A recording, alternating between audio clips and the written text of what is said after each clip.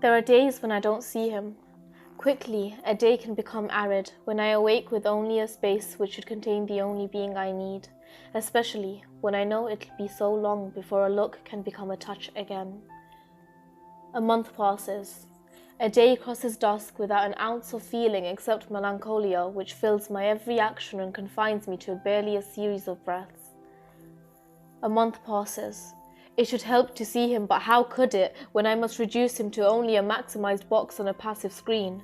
We try to make the 30 minutes stay and stretch for hours and find normality in a bad joke or a story from the day yet, only reach it when I forget the distance between us. A month passes. I've begun to create my own space here, and I often find myself considering life irrespective of him, of our whole history, and considering only my new life.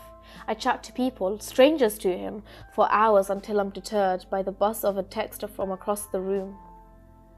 A month passes. Those buzzes become slowly less frequent, but I still think of him, I do. I considered inviting him to visit. There's so little time in the day. A month passes. I dream I'm not alone in bed, but when this man turns to me, he has no face, no emotion or color, so I wake and leave him a missed call. A month passes.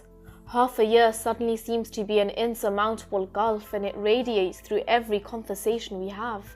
I suggest that he visit, but now his other life has grown to consume him. A month passes. A disagreement can become an argument so easily. I always imagined that only one of those couples, together for decades, can argue so often, and yet we waste so much time in fights. A month passes. I knew that it was time, that perhaps it was cruel to let it settle and try again. I love him, but not who he can be in our worst moments. A month passes. I return, but I'm no less alone.